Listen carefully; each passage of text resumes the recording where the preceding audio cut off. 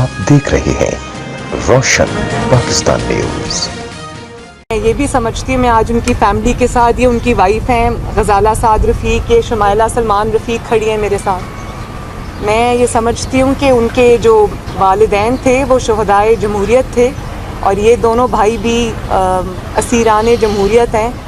और साद रफ़ीक साहब का तो मेरा ख़्याल है कि सारी दुनिया जानती है कि उनकी तो गलती शायद ये है कि नालायक आज़म के मुकाबले में उन्होंने 2 दफ़ा इलेक्शन लड़ने की जसारत कर ली और दोनों दफ़ा इलेक्शन जीतने की जसारत कर ली। तो ये जो है वो साद रफ़ीक साहब की जो कामयाबी है वो शायद हज़म नहीं हुई और इस तरह से पॉलिटिकल विक्टिमाइजेशन हो रही है।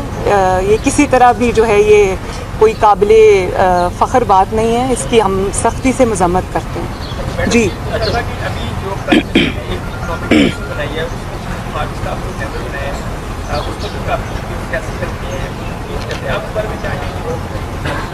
देखें, बहुत सारे फोरम्स ऐसे हैं पहले ही, जैसे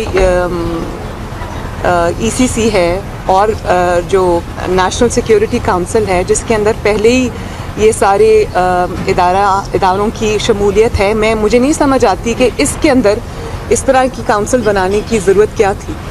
इस मामले को पार्लियामेंट में भी लाया जाना चाहिए। लेकिन मैं इमरान खान साहब के लिए ज़रूर ये कहूँगी कि ये फ़ैसले जो है ये उनकी वो नौकरी क्या और नखरा क्या भाई, तो उनका तो एक जो इंस्ट्रक्शंस उनको मिलती हैं कैरी आउट करते हैं, तो उससे उनका कोई भी जो इस पे क्या बेचारा इतराज़ कर सकता होगा। आप सरदारी के साथ मुलाकात का हवाल बताइएगा।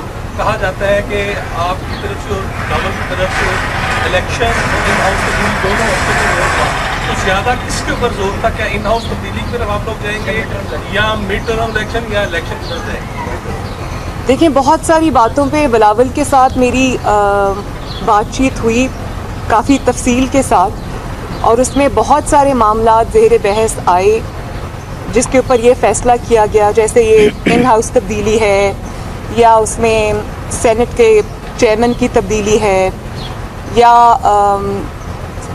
जो स्ट्रैटेजी बनानी है आगे की जिसके अंदर आपकी जो एजिटेशन है या प्रोटेस्ट हैं, वो तो उस पर तो बातचीत चल रही है जमातों की। कल शहबाज शरीफ साहब की जो प्रेसिडेंट है PMLN की, उनकी भी मुलाकातें हुई हैं अपोजिशन पार्टीज़ के साथ, तो ये बातचीत जारी है और जो रिफ़ाइन हो के उसका क्रक्स जो है या उसका जो कंक्लूजन है वो इंशाअल्लाह ताला बहुत जल्द अब होगी APC, तो उसके अंदर लेके जाएंगे, उसको डिस्कशन के लिए रखेंगे।